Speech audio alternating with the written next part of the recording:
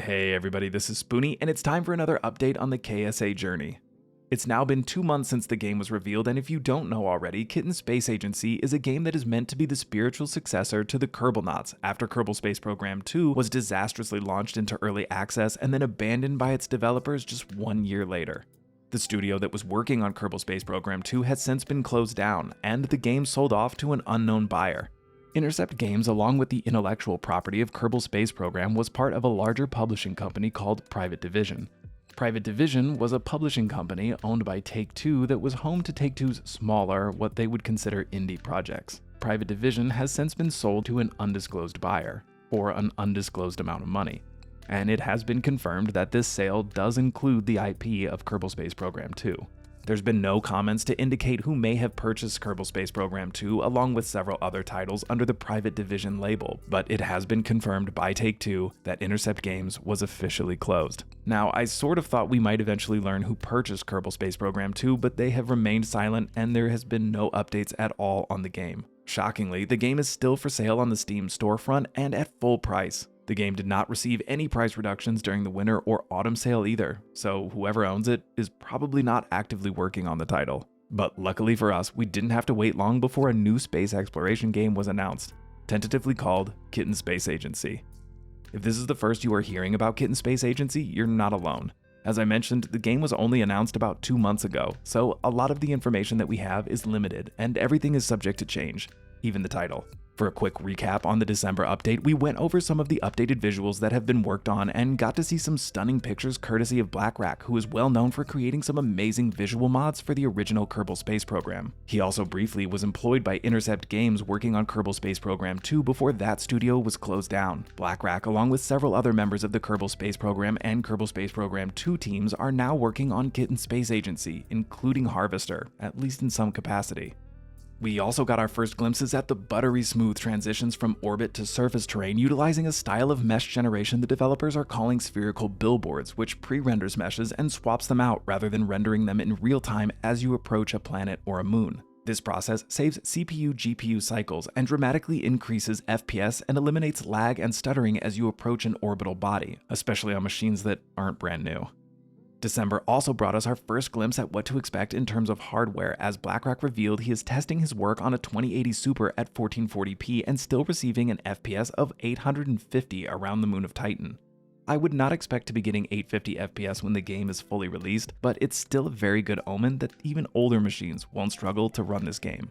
The full December update is also linked at the bottom of the description below, and it goes more into detail on these topics and a few others, but that's enough of a recap to bring you up to speed for January, which brought us some pretty exciting news. But first and foremost, has to be the kittens. This is still considered a work in progress, but the developers are now putting what they called a reasonable effort into considering what the kittens in the game might look like. Kittens are still the frontrunner, and there are a few reasons given for this. Firstly, it minimizes asset development work, and they look cute, which will help emphasize the goal of encouraging players to send out probes prior to sending crewed missions. The idea is that because kittens are cute, you will probably be less likely to sacrifice them for the sake of rushing into manned missions. I'm thinking they're probably wrong on that last point, but oh well. There have been some very mixed feelings about the kittens. Some of you really dislike the idea of having the protagonists in this game be kittens, while others of you don't seem to care at all. I personally fall into the camp of not caring what the animals are.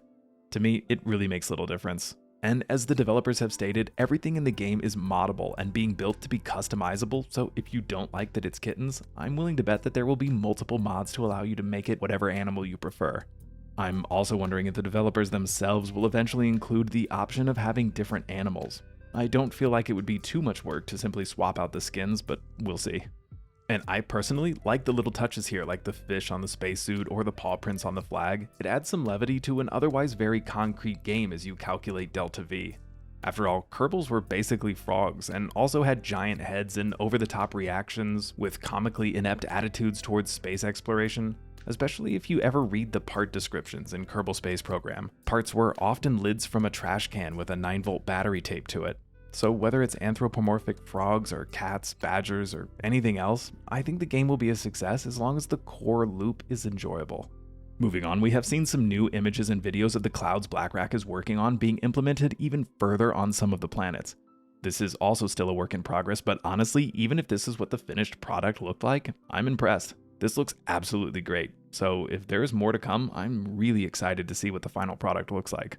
Also, at the end of one of these videos, you can see what appears to be a hurricane. And this has me wondering, is there going to be wind and weather added to the game? While this probably won't be a priority, I would personally love it if certain planets had severe weather, so you have to plan landed missions around massive storm systems, or take off from a planet before the massive storm hits your craft and potentially damages your lander. It could be a fun addition, or maybe even a mod eventually. They haven't said anything about this, but if I am ever able to interview a member of the development team, I will definitely be asking this question. We were also given our first glimpses of the deferred rendering that is used by the Brutal framework to allow scenes with a lot of lights to be rendered efficiently by applying the lights per fragment rather than per triangle.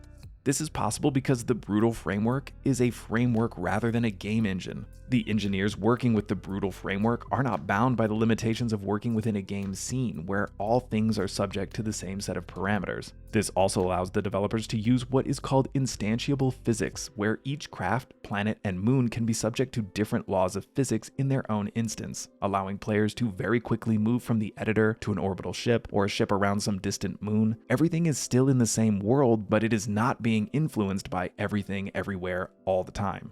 Basically, everything in the game has its own set of rules. Aside from those updates, the majority of the information that we have relates to further improvements to rendering, especially when near ships, which by the way have part limits of something like 65,000 parts. So you are going to be able to potentially make craft that are huge and will absolutely dwarf anything that you were able to make in KSB before your computer would catch fire and beg for mercy.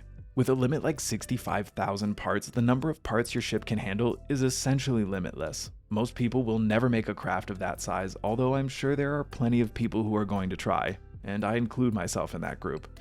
The foundation of the game and patched conics also seem to be coming along, with the developers self-describing themselves as having everything very close to fleshed out. Once patched conics are established and functioning as intended, they will be able to move on to what they call the fun stuff, like part architecture and actual ships. We also got some updates on hiring. So aside from poaching a maths PhD from a university with a background in aeronautics, the studio was also able to hire a senior flight software engineer with 12 years of experience from SpaceX as a programmer. In addition to the new staff updates, we got some clearer information about Harvester and what his role is within Kitten Space Agency. Dean Hall, the CEO of RocketWerkz, said in an interview with ShadowZone that they are allowing Harvester to sort of decide for himself how much he wants to be involved in the project and how much he wants to say about his involvement. He also alluded to the fact that Harvester may be working on a new game for the studio. It wasn't totally clear, but he stated that after Harvester has dedicated so much of his life to the Kerbal space program franchise, he may very well want to explore new things and that they wanted to give him the latitude to do just that, whatever that might be. So is Harvester now fully employed by RocketWerkz working on KSA as well as some other titles? We'll have to wait and see, but either way, I can't wait to see what he comes out with next, because to this day, Kerbal Space Program is one of my all-time favorite games, and I am sure I will probably still be playing it in years from now. That is, of course, unless Kitten Space Agency manages to deliver. That interview also shed some light on how the game will make money. The studio has confirmed that the game will be free in some capacity once there is a sort of gameplay loop in place. In other words, once you are able to build and launch a rocket into space. The developer also said that they are exploring how they want to make money off of this and will likely add in some way to support the development of the game while it's offered for free. I personally love this idea. I think offering it up for free is a great way to let people see that this isn't going to be a repeat of Kerbal Space Program 2.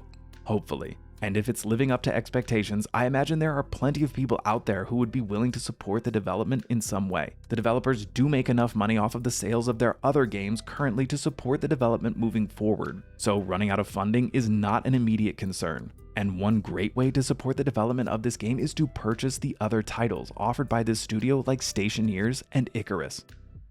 That's pretty much it for January's update. Make sure you subscribe and I will keep you up to date with everything related to KSA, KSP, and game development in general. I also post weekly videos going over the best deals on Steam, tutorials, Let's Play, game giveaways, and everything else gaming. Don't forget to hit that like button, it really helps my channel, and if you want to stay up to date on gaming news and developments, make sure you subscribe for more. Thanks for watching.